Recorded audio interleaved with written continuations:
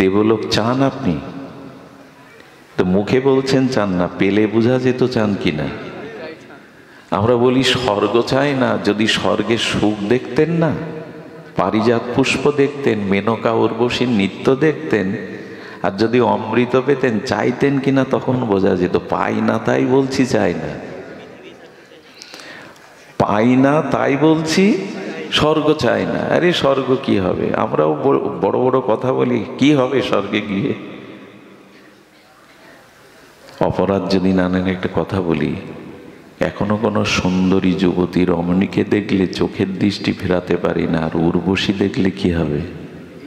খুব সহজ। স্বর্গ চাই না, স্বর্গ চাই না মুখে বললেই হলো।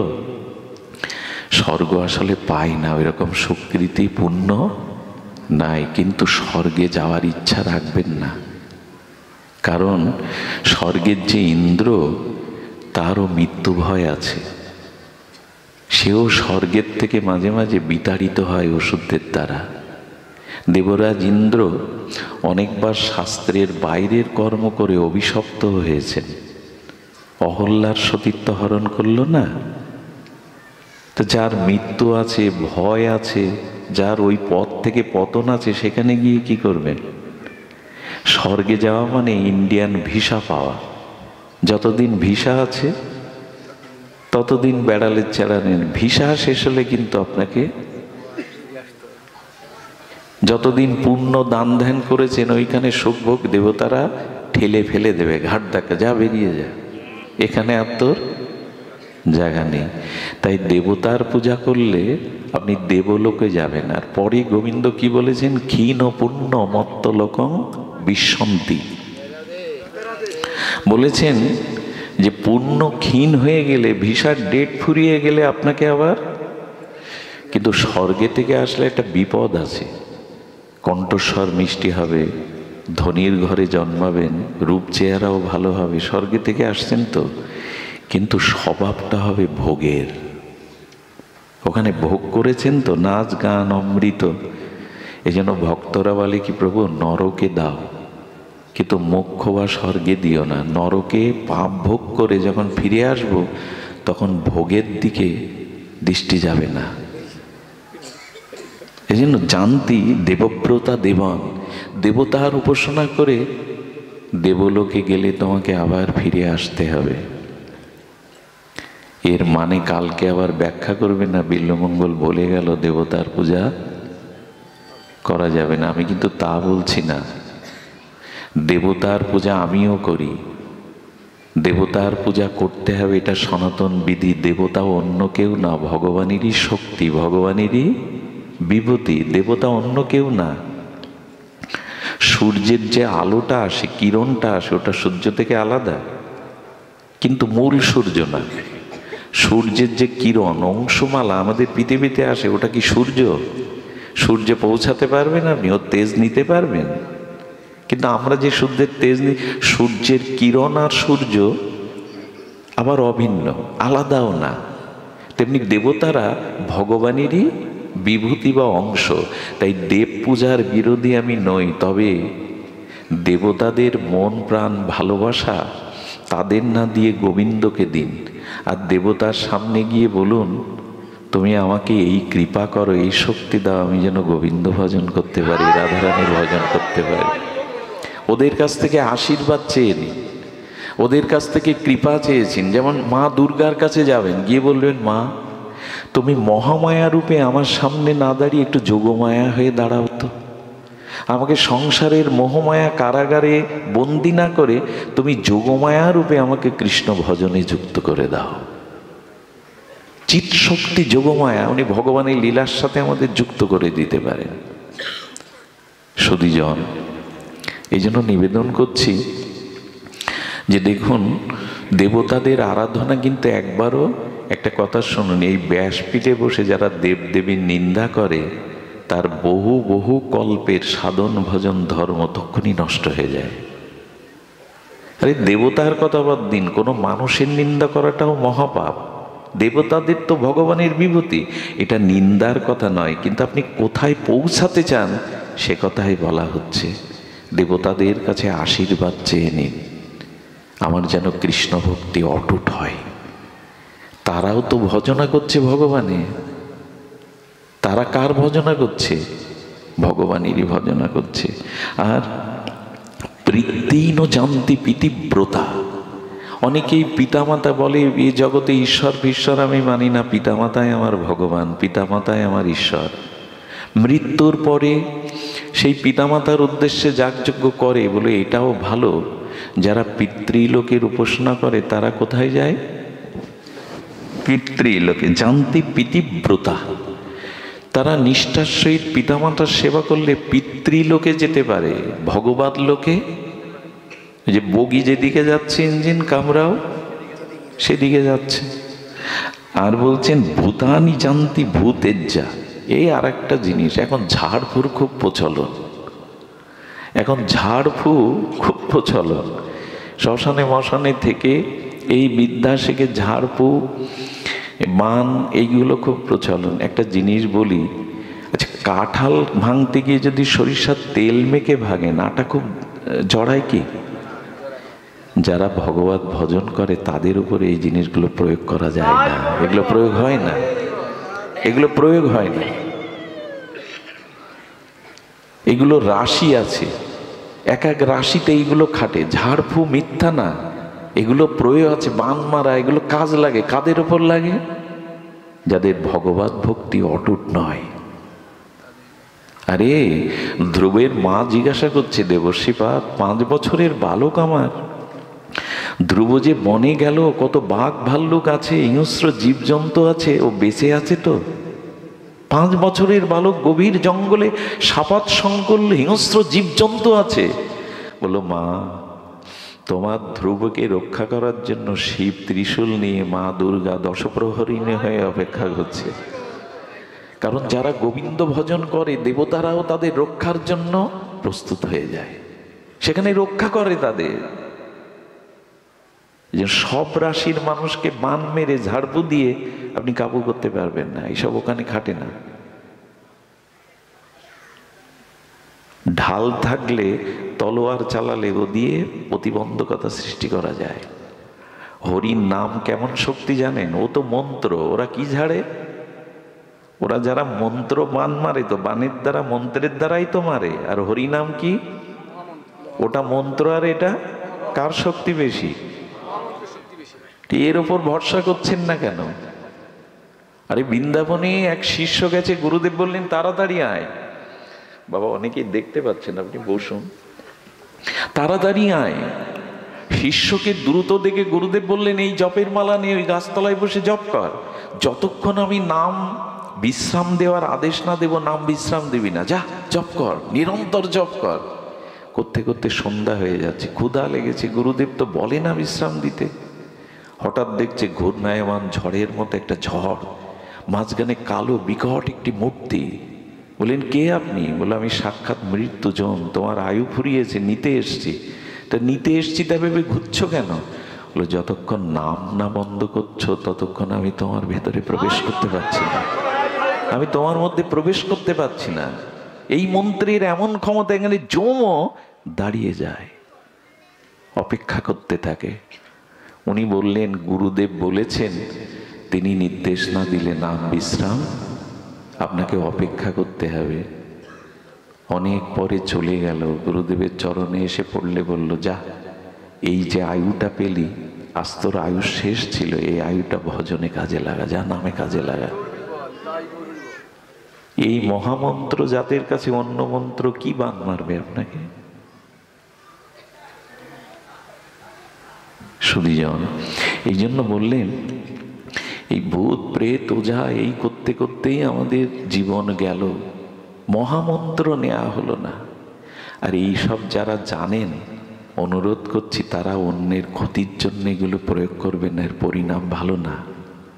যারা এগুলো জানেন, বা আপনার কারো প্রতি যদি কোনো রাগ দেশ থাকে, এগুলো প্রয়োগ করবেন না। কি বলছেন ভগবান শুনুন, বললেন ভূতানি জানতি ভূতের যা, যদি ভূত প্রেত নিয়ে গবেষণা করো তুমিও ভূত লোকে যাবে, ভূত প্রেতের লোকে যাবে, নরকে যাবে। আর যাদের করছো, যাদের সাথে নিয়েছো, তারাও তোমার সাথে ওখানে যাবে।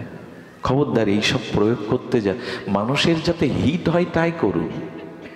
অন্যের ক্ষতি করে আজ পর্যন্ত কারো মঙ্গল হয়েছে একটা দৃষ্টান্ত দিতে পারলে আমি এই আসন থেকে নেমে যাব। অপরের মঙ্গলই নিজ মঙ্গলের প্রসূতি। অপরের মঙ্গল চিন্তায় আপনার মঙ্গল বয়ে আনবে। অপরের অমঙ্গল চিন্তা করে আজ পর্যন্ত কারো মঙ্গল হয়নি, এ কথাটা আমরা কবে বুঝব? আপনি অপরের কল্যাণ না করলে আপনার কল্যাণ শুরুই হবে না।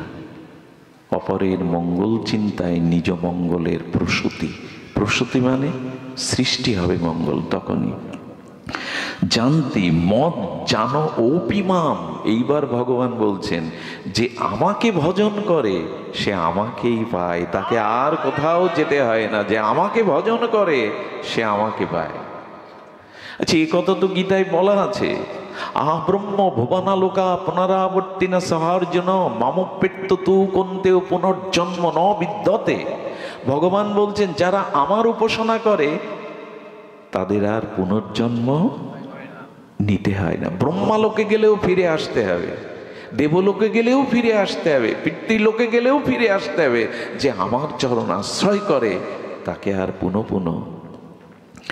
এই জন্য জগৎগুরু শঙ্করাচার্য তিনি বিবেক চূড়ামণিতে বলেছেন, পুনরূপী জননম পুনরূপী মরণম পুনরূপী জননী জঠরে শয়নম ইহ সংসারে খলু দুস্তরে কৃপাহি পারে মোরারে ভজ গোবিন্দম ভজ গোবিন্দম ভজ গোবিন্দম মূঢ়মতে।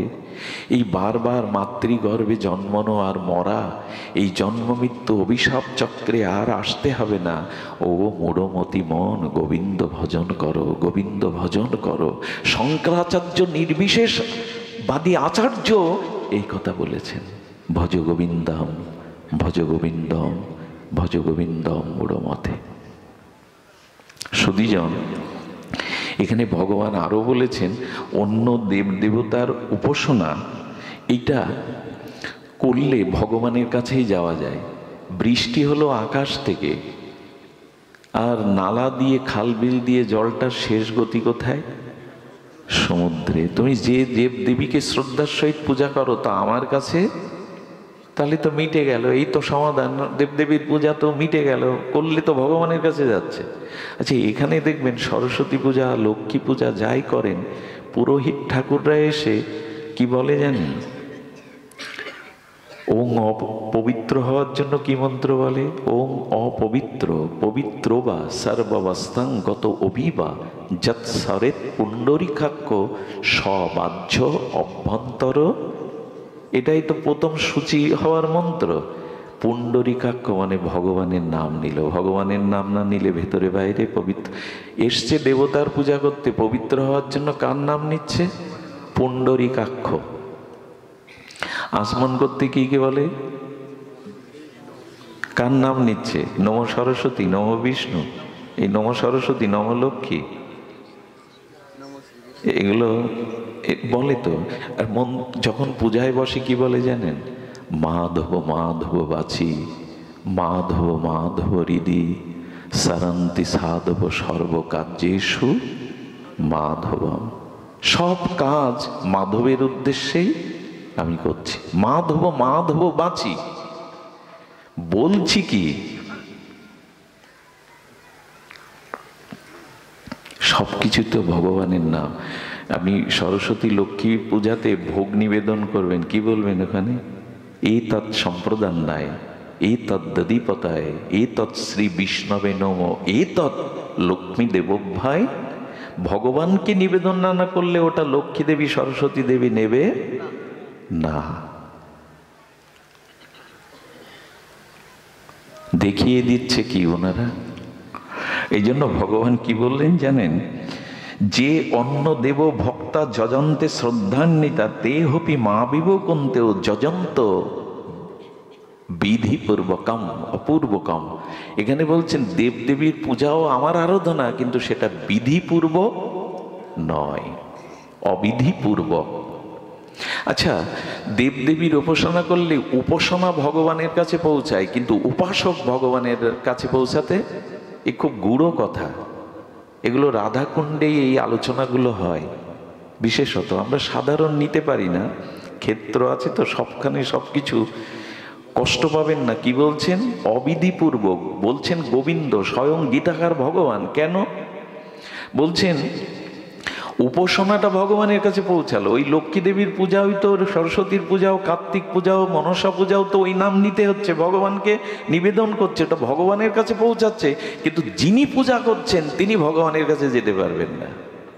পূজা আরাধনা পৌঁছাচ্ছে। যেমন বৃষ্টি মেঘমালা থেকে পড়লো হিমালয়ে, হিমালয়ে গড়িয়ে গড়িয়ে জলগুলো সমুদ্রে যাবে। হিমালয়ে যাবে, হিমালয়ে যাবে তো সমুদ্রে। বোঝা গেল কথাটি? বৃষ্টির জল হিমালয় থেকে গড়িয়ে নদ নদী দিয়ে সাগরে গেল। আপনার উপাসনাটা গেল ভগবানের চরণে, কিন্তু আপনি, এই জন্য বলছেন অবিধি পূর্বকম। আরেকটা কথা বলা যায়, এটা খুব সুন্দর দৃষ্টান্ত মনে এলো। অলসতা আসছে না তো আপনাদের? আমি তো শেষ রাত্রের যাত্রী, আসি রাত্র দ্বীপ্রহরে। আপনারা মেনে নেন, এই জন্য আমার ভাগ্য ভালো। আমি ভাবি কবে পেটাবে আমারে গেলে, রাত 10টায় পাটে যায়, কবে পেটাবে। হ্যাঁ, লাঠি নিয়ে এরা পেটাবে, কিন্তু ধৈর্য আপনাদের বলিহারি। আমিও আপনাদের জায়গায় বসতে পারতাম না। ধৈর্য আপনাদের, ধন্য আপনারা। আচ্ছা, একজনের 4 মেয়ে। দেখুন, একটা মীমাংসা আছে এই তত্ত্বের মধ্যে। একজনের বিয়ে দিয়েছে একেবারে বিসিএস ক্যাডার, কোনো জজ বা ম্যাজিস্ট্রেটের সাথে। তো ওনাকে অনেকেই সাহেব বলে, আর ওনার স্ত্রীকে কি বলে? অনেকে মেম বা মেম সাহেব বলে। আর একটা মেয়ে, মেজো মেয়ের বিয়ে দিয়েছে। সে মেজো মেয়ে 3য় শ্রেণীর কর্মচারীর সাথে বিয়ে হয়েছে। ভাগ্য যার যেমন, বিধিলিপি যেভাবে লিখেছে। তো ওকে বাবু বলে, নায়েবকে অনেক সময় বাবু বলে, 3য় শ্রেণীর কর্মচারীকে বাবু বলে, আর বাবু আনি বলে ওনার স্ত্রীকে। সেজো জামাই বিয়ে দিয়েছে, বেটা মদ খেতে খেতে ভিখারি হয়ে গেছে, এখন ভিক্ষা করে। ওনার স্ত্রীকে কি বলবে? একটু বলুন, কি বলবে? ভিখারিনী। 4 বোন কিন্তু এক বাবার। আর একজনের বিয়ে হয়েছে মহাপুরুষের সাথে, শ্রী গুরুদেবের সাথে, তার স্ত্রীকে কি বলবেন? গুরুমা। ভিখারিনী যে, সে বাবাকে এসে বলছেন, একই বাবার মায়ের আমরা 4 মেয়ে 4 বোন, বাবা এরকম অবিচার কেন? বাবা এরকম অবিচার কেন? ওকে মেম বলে ডাকছে, বাবুয়ানি বলে ডাকছে, একজনকে গুরু মাতা বলছে, আর আমাকে ভিখারিনী। তোমারই ঔরসেই তোমার জন্ম, আমিও তো তোমার মেয়ে। বলেন, মা, ভাগ্য ফলে যেখানেই যেমন পড়েছিস, তোর পরিচয় তো তাই হবে। তো আমরা যার আরাধনা করছি, যেভাবে আমাদের পরিচয় তো তাই হবে, সেখানে তো তাই হবে।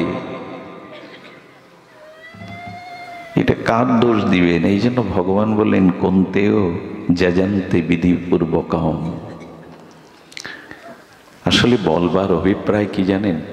বলবার অভিপ্রায়, রাধা মাধবের ব্রজ উপাসনা কেন বলছি জানেন? এ কথা বলার একটা হেতু আছে। এইখানে ভজনা করলে আপনার সর্বনাশ হবে। যারা রাধা মাধবের যুগল উপাসনা করছেন, তাদের সর্বনাশ হবে। এই জন্য এখানে কেউ আসতে চায় না সহজে।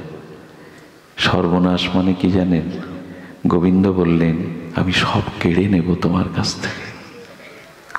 আমার ভজন যদি করো, সব কেড়ে নেব, তোমার সব নাশ করে দেব। কেন জানেন? মামেকং শরণাং ব্রজ। তুমি যাতে আমার হও, আর কারো না হও। তুমি যাতে আমার হও, আর কারো না হও। এই জন্য বললেন, মামেকং শরণাং ব্রজ, একমাত্র আমার শরণ নাও। আমি সর্বস্ব কেড়ে নেব। ভগবান এক জায়গায় উদ্ধব প্রশ্ন করেছেন, প্রভু তুমি যাদের কৃপা করো, কোন লক্ষণে বোঝা যাবে তুমি কৃপা করছো? বলেন, আমি তার ধন সম্পদ কেড়ে নেই। সহ্য করতে পারবেন গোবিন্দ উপাসনা?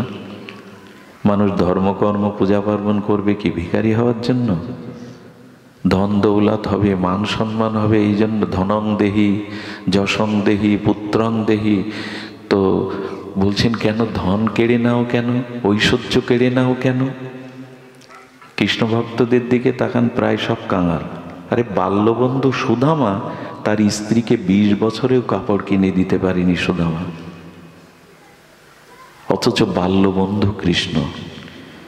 পঞ্চ পাণ্ডবদের কাছে ছায়ার মতো ভগবান তাদের গৃহে থেকেছেন, অথচ 12 বছর তাদের বনবাসে কাটাতে হলো, ভিক্ষা করে খেতে হলো। লক্ষ্য করেছেন? বিদুর এত বড় মহাত্মা, তার ঘরে গোবিন্দে গেলে খাওয়ার কিছু নেই, বনের থেকে এক কলার ছড়া কেটে এনে খোসা খাওয়াতে হচ্ছে, খুদ খাওয়াতে হচ্ছে। কেন তোমার এই বিচার? তোমাকে যারা ভালোবাসে তাদের সব কেড়ে নাও কেন? কেড়ে নেই কেন জানো? এই জগৎটা মায়া দিয়ে গড়া, তো ত্রিগুণময়ী মায়া। এই জন্য যার খুব অর্থ আছে, রূপ আছে, ক্ষমতা আছে, তার পাশে আত্মীয় স্বজন লোকজন ভিড় করে, তার মনটা ভাগ হয়ে যায়। এ আমার, সে। দেখবেন এই গ্রামে যদি খুব বড় কোনো প্রতিষ্ঠাবান লোক থাকে, বাইরে এই গ্রামের লোক বলে উনি তোমার কাকা, উনি তোমার আত্মীয়, কিন্তু ওনার কাকা যদি ভ্যান চালায়, এই পরিচয় আমার কাকা অমুক গ্রামের চেয়ারম্যান, এই কথা বলতে খুব গর্ব হয়, কিন্তু আমার কাকা ভ্যান চালায় বাজারে। গোবিন্দ বললেন, টাকা হলে, রূপ হলে, সম্পদ হলে পাশে সবাইকে ভাবে, ফুলে মধু আসলে যেমন ভ্রমর আসে, আর ওরাই তোমার মনটাকে ভোগবিলাসে মায়া মোহতে টেনে নেবে। অর্থটা কেড়ে নেই কেন জানো? অর্থ ফুরায়ে গেলে তোমার পাশে আর কেউ আসবে না, কেউ আসবে না। রূপ ফুরিয়ে গেলে তোমার কাছে বিকালের ঝরা ফুলে ভ্রমর এসে আর বসবে না। যে জঙ্গলে আগুন লেগে ঘাস তৃণ পুড়ে যায়, ওইখানে হরিণ আর থাকে না। যে গাছে পাতা নেই, ফল নেই, ওখানে পাখি বাসা বাঁধে না। অর্থ কেড়ে নিলাম মানে আর আপন আত্মীয় স্বজন কেউ আসবে না। তখন মনে হবে ভগবান ছাড়া তো আমার কেউ নেই, ভগবান ছাড়া তো আমার কেউ নেই। এটা মেনে নিতে পারবেন তো? এই ভজনে আসলে সর্বনাশ হয়ে যাবে। এই জন্য সহসা এই পথে সবাই আসতে চায় না। আচ্ছা, ভগবান বিপরীতে আবার বলেছেন, অর্থ আমি সবার কেড়ে নেই না, আমার ভক্ত দেবার অর্থও আমি দেই। অম্বরীশকে দিল না, ধ্রুব মহারাজকে দিল না, রাজা করে দিল না, প্রহ্লাদকে দিল না। এই বাবা প্রহ্লাদকে দিল না, দিল কি না? এই যে তোমার কথার মিল কোথায়? বলছে অর্থ কেড়ে নেয়, এবার প্রহ্লাদকে, ধ্রুবকে, অম্বরীশ মহারাজকে রাজা করে দিল। বললো যেখানে অর্থ দিলে ভক্ত, ওই ভক্ত নিজের ভোগে না লাগিয়ে আমার সেবায়, ভক্ত সেবায়, কল্যাণে লাগায়, আমি সেখানে অর্থ দিয়ে দিই, ওর দ্বারা আরো ভক্তি হয়, ওর দ্বারাই তার ভক্তি আরো। এই জন্য রামকৃষ্ণদেব বললেন, যার আছে সে মাপো, আর যার নেই সে জপো। যার অর্থবিত্ত নেই সে ভগবান ভগবান করতে থাকো, জপতে থাকো। আর যার আছে সে সৎ কাজে, মঙ্গল কাজে, ভগবত কাজে, ভগবত সেবায় মাপো, দিতে থাকো। দিলে বাড়বে, দিলে কল্যাণ হবে, রেখে দিলে শেষ হয়ে যাবে। যাকে দিলে ভক্তি বাড়ে তাকে ভগবান দেন, আর যাকে দিলে ভক্তি কমে তার কাছ থেকে, এটা একমাত্র ভগবানের করুণা, ভগবানের কৃপা। আচ্ছা, বাজারের মোড়ের মাথায় যে দোকান আছে, ওখানে 5 টাকা দিয়ে ব্লেড চাইলে দোকানদার দেবে, বাচ্চাকে দেবে। এটা ব্লেড দিন তো, বাচ্চাকে দিয়ে দেবে। মার কাছে ধারালো ব্লেড চাইলে শিশু দেবে? দোকানদার ওর পরিণতির চিন্তা করছে না, কিন্তু মা করে। গোবিন্দ দেখে এর কাছে যশ খ্যাতি সম্পদ দিলে আমাকে ভুলে যাবে, এই জন্য কেড়ে নেয়। আপনি যা চাইছেন ভগবানের কাছে সব দেবে না, যাতে মঙ্গল হয় তাই দেবে। এই জন্য এই উপাসনায় সকলে আসতে চায় না। আরে কাঁদবো নাকি? ভিখারি হব নাকি? কাঙাল হব নাকি? গাওয়ার সময় বলি আমি কাঙাল, হ্যাঁ আমি কাঙাল, গাওয়ার সময় বলি, অথচ কাঙাল হলে তখন সহ্য করতে। গাইছেন কি সুধীজন? এই জন্য এই ভজনের মাধুর্য এটি অপার। এই ভজনে প্রেম হয়, একমাত্র যুগল উপাসনা। মহাপ্রভুর মতে এই উপাসনার মধ্যে বিশুদ্ধ প্রেম হয়, যে প্রেম ব্রহ্মাও পাননি। শুনে রাখুন, কেন এই যুগল উপাসনার কথা বলছি, কেন রাগ ভক্তির বলছি।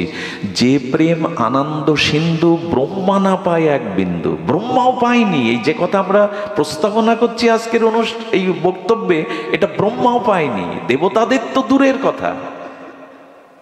সেই প্রেম মহাপ্রভু দিতে এলেন। আর সেই গুরুদেব পেয়ে, সেই পরম্পরা পেয়ে, সেই ভজন পেয়ে আমরা 10 দিকে ছুটছি। যখন যে যাকে পাচ্ছি তাকে নিয়ে ছুটছি। একটা জিনিস শুনুন, শাস্ত্রে এই বলেছে, আপন আপন স্থানে প্রীতি সবারে। আপনি যার সঙ্গ করবেন তার মন কিছুটা আপনাকে টেনে নেবে। এই জন্য প্রাতঃস্মরণীয় বন্দনীয় ছিল বৈষ্ণবপদ বাবাজি মহারাজ বলেছেন, আমাদের অন্য কোথাও যাওয়ার জায়গা নাই। আমরা অন্য কোথাও, আমরা বৈকুণ্ঠে যাব না, আমরা দ্বারকায় যাব না, আমাদের ধাম প্রাপ্তি। আমরা বৃন্দাবন ছেড়ে, নবদ্বীপ ছেড়ে, হরিনাম ছেড়ে, যুগল উপাসনা ছেড়ে আর কোথাও আমাদের যেন গতি না হয়, আমাদের যেন গতি না হয়। এই জন্য শাস্ত্রে বলেছে, ভজন যদি এগোতে চাও তাহলে প্রথম অবস্থায়, প্রাপ্রতিম অবস্থায় স্বজাতীয় ভক্তের সঙ্গ করো, স্বজাতীয় কথা শোনো। তা না হলে কিন্তু বিপদে চলে যাবে, ওই টেনে নেবে, ওর প্রতি আকর্ষণ, ওর টান তোমাকে টেনে নিয়ে যাবে। সুধীজন, এই জন্য আমাদের একটু সতর্কতার প্রয়োজন। বলছিলাম কেন জানেন, প্রেম একটি অনন্য জিনিস। এখানে বলেন প্রেম ও মহাত্ম প্রমাণ, অর্থাৎ প্রেমের উপরে আর কিছু। আচ্ছা, ভগবান বড় না প্রেম বড়? কোনটা বড়? হ্যাঁ, কারণ প্রয়োজন তত্ত্বে বলতে সে সম্বন্ধ অভিধেয় প্রয়োজন বলতে সে মহাপ্রভু বলছেন প্রেম প্রয়োজন। একবারও বলেননি ভগবান প্রয়োজন, কৃষ্ণ প্রয়োজন, প্রেম প্রয়োজন বলেছেন। প্রেমটাই প্রয়োজন, কৃষ্ণ প্রয়োজন না। তার কারণ কি জানেন, প্রেম যদি কারো হৃদয়ে থাকে তাকে ভগবানের পিছনে ছুটতে হবে না, ভগবান ওই প্রেমের জন্য তার পিছনে ছুটে বেড়াবে, ভগবান তার পিছনে ছুটে বেড়াবে। ওই বিন্দুমাত্র ভক্তের হৃদয়ের প্রেমে ব্যাকুল হয়ে ভগবান তার পিছনে ছুটে বেড়াবে। মৌনি শান্তং নির্বৈর বলছেন, যারা মুনি, যাদের কোনো প্রাণীর প্রতি বৈরিতা নাই, যারা সমদর্শন, যারা অন্যের অপেক্ষা করে কৃষ্ণ ভজন করে না, গোবিন্দ বলছেন এই ভক্তের পিছনে চলি যাতে ভক্তের পাদ ধুলো আমার গায়ে এসে পড়ে। ওইটুকু প্রেমের জন্য ভগবান ব্যাকুল হয়ে ওই ভক্তের পিছনে ছুটে বেড়ান। প্রেম বড়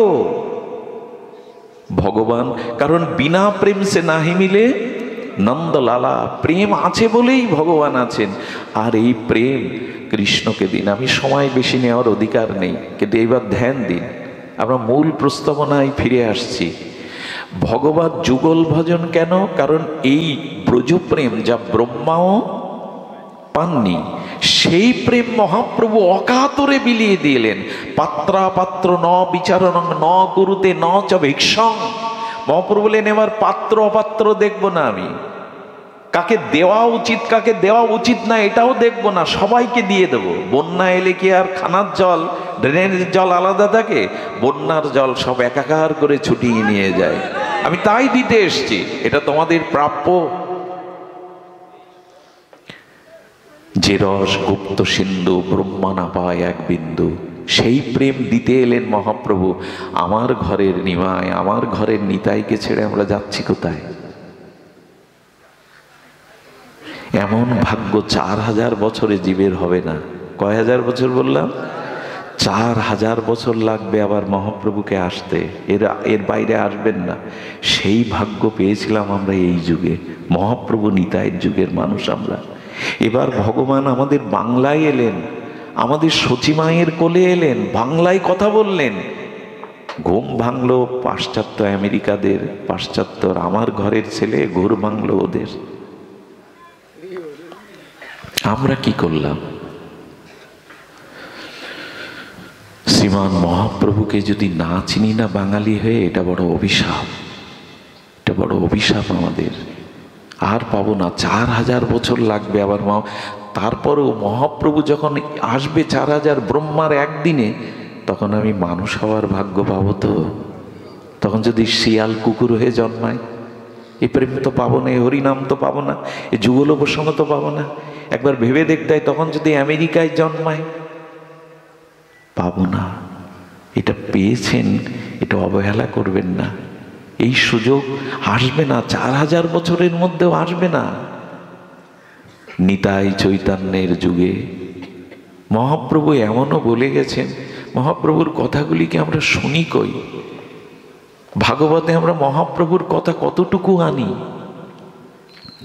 শ্রীকৃষ্ণ চৈতন্য ছাড়া বাঙালির অস্তিত্ব টিকতে পারে না। মহাপ্রভুকে নিতাইকে বাদ দিয়ে দিন, বাঙালির কোনো এই হরিনাম কোথায় ছিল? এই বৃন্দাবন কে চেনালো? পুরীর রথযাত্রা জাতীয় উৎসব কে আনলো? নবদ্বীপ ধাম কে পরিচিত করলো? তুলসীকে, মহাপ্রসাদকে, হরিনামকে, সারা বিশ্বব্যাপী যে কৃষ্ণ নাম প্রচার, এটা কে করলেন? একবারও ভেবেছেন? তার অবদান। অথচ তার বিগ্রহ পূজা নেই, তার আরাধনা নেই, তার কথা নেই। এই ভাগবতটাও আমরা জানতাম না। এই যে আজকে ভাগবত শুনতে এসছেন, এটা মহাপ্রভুর দান। দুই ভাই হৃদয়ের খালি অন্ধকার, দুই ভাগবত সঙ্গে করান সাক্ষাৎকার। এক ভাগবত বড় ভক্তি রসশাস্ত্র, আর ভাগবত বড় ভক্তি রসপাত্র। মহাপ্রভু এই দুইয়ের সাথে সাক্ষাৎ। এই ভোজন, এই প্রসাদ ভোজনে এই হরিনাম, এই ভাগবত পাঠ ছিল না, এটা মহাপ্রভুই দিলেন। 600 বছর আগে যুগল উপাসনা ছিল না, রাধারানী কৃষ্ণের বামে ছিল না, এ সবই মহাপ্রভুর দান। অথচ তার কথাই ভাগবতে বলি না আমরা। যত সব কথা এনে ভিড় করি মহাপ্রভুর কথা। যেখানে মহাপ্রভুর কথা নেই, নিতাই চাঁদের কথা নেই, সেটা ভাগবত হতে পারে না। ভাগবতের চরম শিবা মহাপ্রভুই। কি বলেছেন জানেন? চৈতন্য চরিতামৃতে কবিরাজ কৃষ্ণ গোস্বামী এইসব কথাগুলো হৃদয়ে নেওয়ার সময় এসছে। কি বলেছেন জানেন কবিরাজ কৃষ্ণ গোস্বামী, এই দার্শনিক আচার্য? তিনি বলেছেন, পূর্বে জৈছে জরাসন্ধ আদি রাজাগণ, বেদধর্ম করি করে বিষ্ণুর পূজন। কৃষ্ণ না মানিল তাহে দৈত্য করি জানি, চৈতন্য না মানিলে তারে দৈত্য করে মানি। এত বড় পয়ার আর কেউ দিয়ে যায়নি। কি বললেন? জরাসন্ধের নাম শুনেছেন না? মগধ নরেশ, মানে এখন যেটা বিহার রাজ্য, এই বিহার রাজ্যের রাজা ছিলেন রাজা জরাসন্ধ, পরাক্রমশালী। এই বিহারের মগধ, এই রাজা জরাসন্ধ বিষ্ণু পূজা করতেন। কার পূজা করতেন? বিষ্ণু পূজা। ব্রাহ্মণ সেবা না করিয়ে মুখে জলও দিতেন না। কিন্তু তাকে দৈত্য বলা হলো। জরাসন্ধ, কংস, শিশুপাল, এদেরকে কি বলা হয়? দৈত্য। কেন জানেন? কৃষ্ণকে মানল না বলে। তেমনি এই যুগে চৈতন্যকে যেন মানবে না, বলা হয়েছে তাকে দৈত্য করি মানি। মহাপ্রভু ছাড়া এটা, এই ভাগবত কে শেখালো, কে জানালো আমাদের? অথচ তার কথা নেই। দেখুন, কৃষ্ণ কথায় কথা, আর সব বৃথা ব্যথা। কৃষ্ণ কথায় কথা, আর সব যেখানে ভগবানের কথা হলো না। একটা লক্ষ্য করে যেন এই ফুলের মালা গাঁথার গেনে এখানে একটা এক্সট্রা ফুল দিয়ে শোভা বাড়ানো হয়েছে কেন? লক্ষ্য করেছেন? ফুলের মালার এখানে একটা বড় ফুল দিয়ে গাঁথা হয়, এটাই মালার শোভা। অনেক কথা হলো, অথচ মহাপ্রভুর কথা, নিতাই চাঁদের কথা, যুগলের কথা হলো না। জানবেন মালা গাঁথা হয়নি, মালা পরিপূর্ণ হয়নি, মালা পরিপূর্ণ হয়নি। কৃষ্ণ কথায় ব্যথা দূর করতে পারে, অন্য কথা ব্যথা দূর করতে পারে না। সুধীবৃন্দ, আমি সময় নেব না, বলছিলাম প্রেম চাইতে গেলে ব্রজ প্রেম, এই নির্মল নিষ্কিঞ্চন কেবলা অহেতুকী, এই প্রেম প্রয়োজন। প্রেমটাই প্রয়োজন, ভগবান না। প্রেম প্রয়োজন, কারণ প্রেমের উপাসনায় প্রেমকে, প্রেম ডেকে আনবে যুগলকে, ভগবানকে। ছোট্ট একটু দৃষ্টান্ত দিয়ে বলি, একটু ধ্যান দিন। এইবার মূল প্রস্তাবনা বলেই আমরা বিশ্রাম করব। সেটি হলো, জগতে প্রেম নাই। অন্যকে ভালোবাসলে প্রেম পাবেন না, একরকম অভিশাপ পাবেন। এই জন্য যুগল উপাসনা কেন বলছি, যে কৃষ্ণ বিনা সুখ দিতে নাহি অন্য জন, থাকিলেও বিদ্যাকোটি উচ্চকুলে জনম। হবে না, তিনি ছাড়া প্রেম পাওয়া যাবে না। সুধীজন, মুরলীধারী, শ্যামসুন্দর, মদনমোহন, লাদিনী, অধীশ্বরী, প্রেমময়ী শ্রীমতী রাধারানীর এই যে যুগল উপাসনা, এই যুগল উপাসনার মধ্যে প্রেম আছে। এই প্রেমে মনটাকে বসানো দরকার।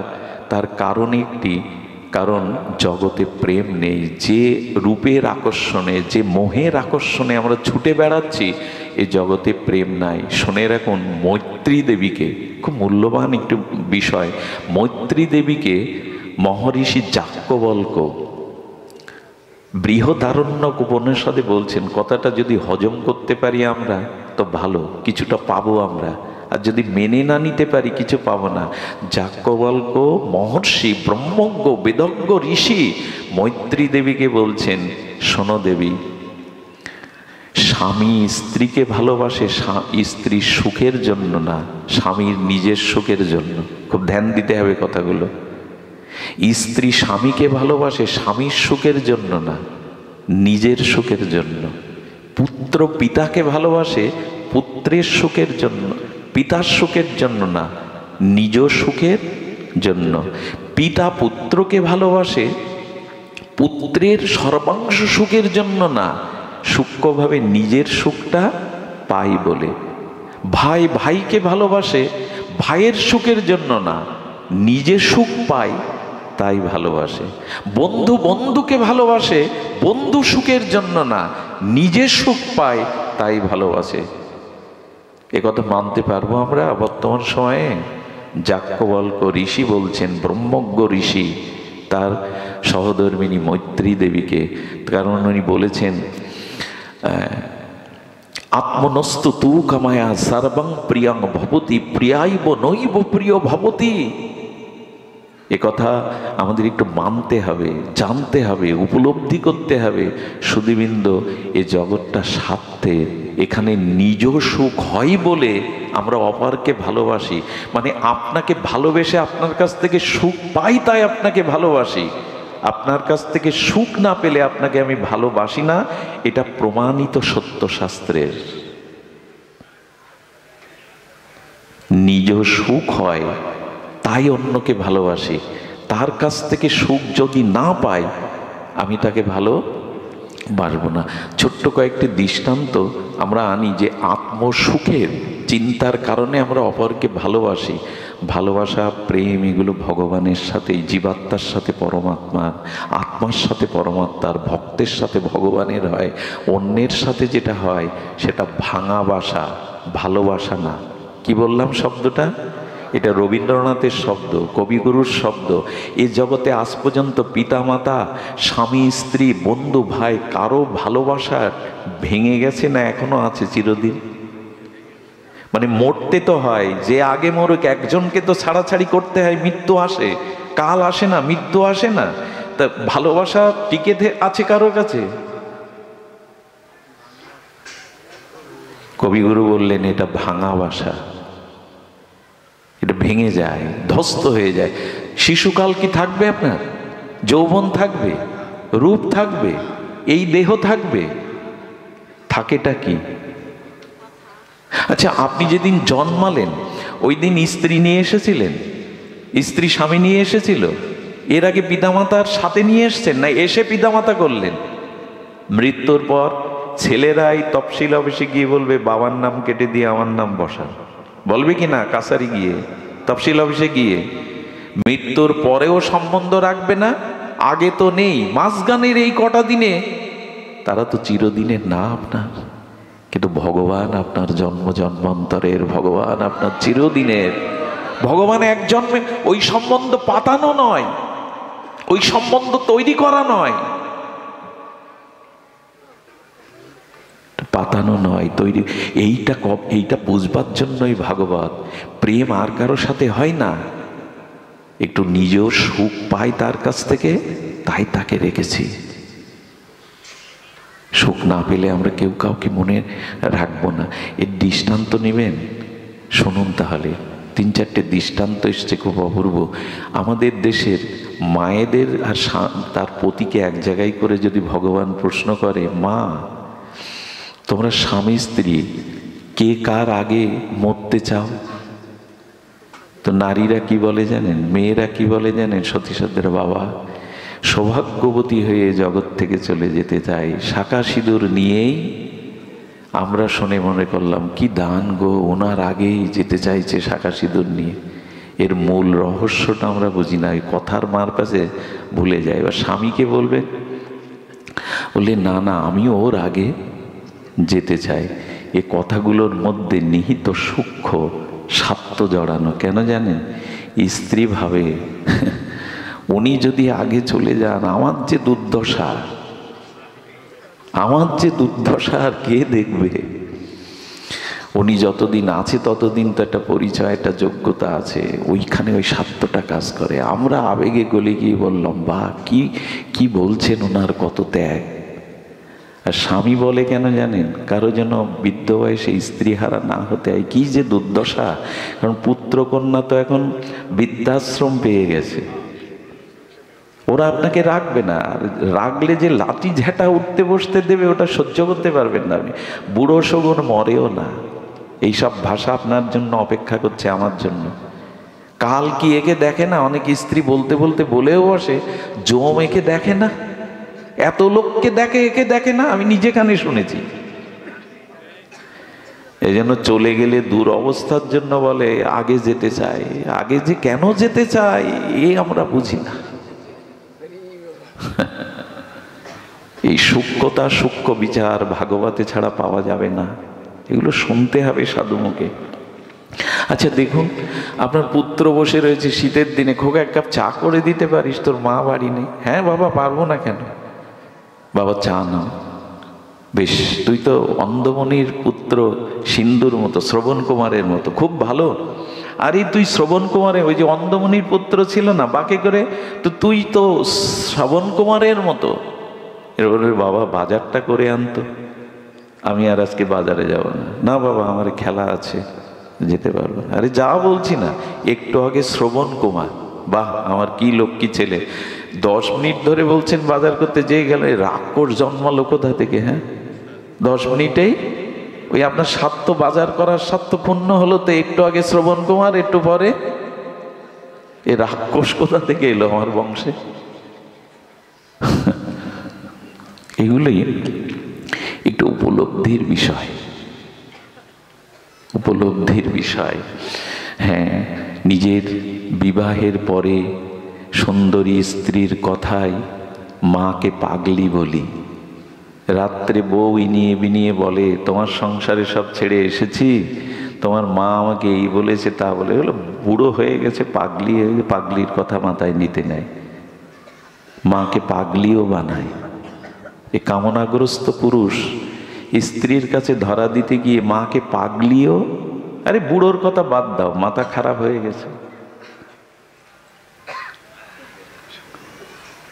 একটা জিনিস বুঝতে হবে, এখানে ভালোবাসাটা না, এখানে ভালোবাসাটা আমরা যেটা বুঝতে চেষ্টা করি না। হ্যাঁ, প্যারালাইসিস হয়ে বারান্দায় মলমূত্র ত্যাগ করে 2 মাস পড়ে থাকুন, বুঝবেন সংসারের ভালোবাসার ঠেলা যেন কারো না হয়, এটি বুঝবেন ঠেলা। কে জগতে কত ভালোবাসে তখন বোঝা যাবে। পিতামাতারও একটা সূক্ষ্ম বাসনা থাকে, এই ছেলেটা বড় হবে, আমাকে নিশ্চয়ই বৃদ্ধাশ্রমে, এই স্বার্থও তাদের মধ্যে থাকে। না দিতে পারলে তেজ্যপুত্রও করে দেয়। ভালোবাসার সাথে যখন বনাবনি হয় না, তখন কিছু মনে করবেন না। রাজমিস্ত্রির কাজ করে মালয়েশিয়ায়, ছোট একটা 2 বছরের বাচ্চা রেখে গেছে, টাকা পাঠায় আর স্ত্রীকে বলে খোকাটাকে ভালো দুধ কিনে খেতে দিও, ওকে মানুষ করো। এই স্ত্রী কি করে জানেন, ওই স্বামীর মাথার ঘাম ফেলানো টাকাগুলো নিয়ে আর এক পুরুষের হাত ধরে, ধরে এই বাচ্চাটাকে কেটে বস্তায় পুরে, খুব মিথ্যা সংবাদ বলছে আপনাদের, ফেলে দিয়ে যায়। এই জগৎ পিতা মাতাকেও এখন বিষ খাইয়ে মারে সন্তান, সম্পত্তির লোভে। এই জগৎটা যদি বুঝতেন, বুঝতে গেলে করোনার ফিরে যাওয়া দরকার, করোনাতে ফিরে যাওয়া দরকার। করোনাটা অনেক সময় করুণা নিয়ে আসছিল জগতে। বাবার মুখে আগুন দেওয়ার জন্য পুত্র রাজি নয়, পাড়া প্রতিবেশী মরে গেলে পচে যাক, কিন্তু ওই লাশ শ্মশানে নেওয়ার খুব তাড়াতাড়ি ভুলে গেলে হবে জগতের প্রেম? আমার আমার করে এইভাবে উন্মাদ হয়ে ছুটছে আমরা, খুব ভুলে গেলে হবে? ভগবানের সাথেই আমাদের সম্বন্ধ চিরন্তন। তবে এরা যারা আছে পিতামাতা, এদের প্রতি 16 আনা কর্তব্য করবেন। এদের কাছে আপনি ঋণী। এটা ঋণ শোধ করার জন্যই এদের এখানে জন্মেছেন, কর্তব্য করার জন্য। কিন্তু এরাই আমার সব, এ ভাবলে শেষ। তাহলে গোবিন্দ বলতো না মামেকাং শরণং, একমাত্র সর্বধর্মান পরিত্যাজ্য। এটা ভগবান বলছেন, সব ত্যাগ করে আমার শরণ নাও। ভগবানের বাণী, এতে অন্য কিছু ভাবার অবকাশ নাই। সব ত্যাগ করে আমার শরণাপন্ন হও। আচ্ছা, দোকানদারদেরও প্রেম দেখবেন, লাইট টাইট সাজিয়ে পা মোছা দিয়ে রাখে, বাইরে পা মোছা দিয়ে রাখে না। আসুন আসুন, কি মিষ্টি ব্যাপার। এই দেখুন জগতের প্রেমটা কেমন দেখ। আসুন আসুন, যেন জামায় আদর। আচ্ছা, সিটের দোকানে ঢুকলেন, বসুন, আপনার কি সেবা করতে পারি বাবা?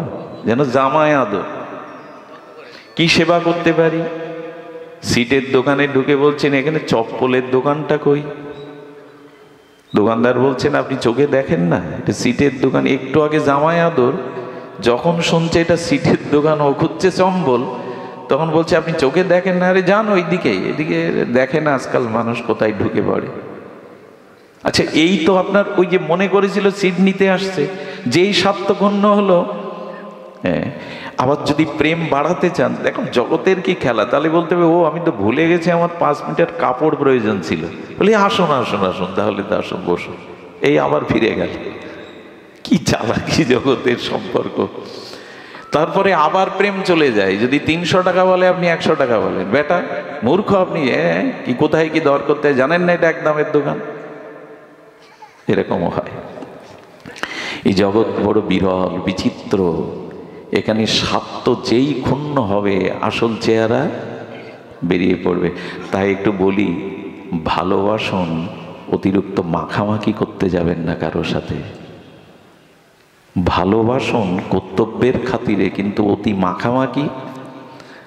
হ্যাঁ, আমার একটা স্বভাব হচ্ছে, ছোটবেলা থেকে আমি কোথাও যাই, যে কিছু মানুষের সাথে কিছুদিন খুব মিশি, আবার কেটে পড়ি এই জন্য এখান থেকে বেরোতে পরে কষ্ট হবে, ভুল বুঝুক। হ্যাঁ, এই জন্য ঠাকুর রামকৃষ্ণ বললেন কিছু পিপলিকা আছে চালাক, আবার তাদের বুদ্ধি কম পিপলিকাগুলো চিটে গুড় খেতে যায়, গিয়ে এমন খাওয়া খায়, ওর থেকে আর কিছু পিঁপড়ে বেঁচে আসে কেন জানেন? ওদের হুলটা ওপরের দিকে দিয়ে রাখে, একেবারে খেতে আসেনি, মরতে আসেনি, কিছুটা খেয়ে আবার। যেন সংসারে ভালোবাসাবাসি মাখামাখি এত করা, এ না হলে ওর মুখ না দেখলে আমার চলবে না। এই আসক্তিটা ভগবানের প্রতি দিতে হবে। এই জন্য আপনাদের সর্বশেষে বলে যায়, এ বড় আচ্ছা একটা প্রস্তাবনা মনে পড়ল, ভগবানকে আমার সাথে হিংসা করছেন, এ কথাটাই তাই প্রমাণ হয়। আচ্ছা, এ সংসারে আমি যখন আমার বোনকে ভালোবাসি, বন্ধুকে ভালোবাসি, বাবাকে ভালোবাসি, তখন সবাই খুশি হয় কিনা পরিবারে? তা গোবিন্দ, তুমি সবার ভালোবাসাটা নিগড়ে তোমার দিকে দিতে বলছো, ভালোবাসা ওদের দিতে বলছো না। তুমি কঞ্জুস না, কৃপণ না, তুমি স্বার্থপর না? বোঝা যায় কথাটি? আমি যদি পিতামাতাকে ভালোবাসি আর বোন ভাই প্রতিবেশীকে না ভালোবাসি, তখন সবাই বেজারিয়ে হয়ে যায়। আরে বোনকে ভালোবাসতে হয়, বোনদের দেখতে হয়, কর্তব্য পালন করতে হয়। কিন্তু যখন গোবিন্দকে ভালোবাসার কথা আসছে, গোবিন্দ এ কথা কেন বলছে? সব ছেড়ে দিয়ে, প্রভু তোমার এত হিংসা কেন, এত জলে কেন তোমার? সংসারের ভালোবাসলে সবাইকে ভালোবাসার কথা সবাই বলে, হ্যাঁ পিতা মাতা ভগ্নী আত্মীয় কুটুম্ব, তোমার ভালোবাসায় গেলে বলো কেন সব ছেড়ে দিয়ে আমাকে ভালোবাসো? এর উত্তর কি? ভগবানের উত্তর দিয়েছেন, খুব মার্মিক উত্তর। ভগবান বলছে, দেখো সংসারে যখন তুমি পিতামাতা বন্ধু সজ্জন কুটুম্বকে ভালোবাসো, তখন তারা এই ভালোবাসা বাড়াতে বলে, এই ভালোবাসায় খুশি হয়। কিন্তু একটা জিনিস লক্ষ্য করেছো, ওদের সম্পূর্ণ হয়, তাকে একটু সহযোগিতা করবেন, যে যেটুকু পারেন একটু সহযোগিতা করবেন, যাতে বাকি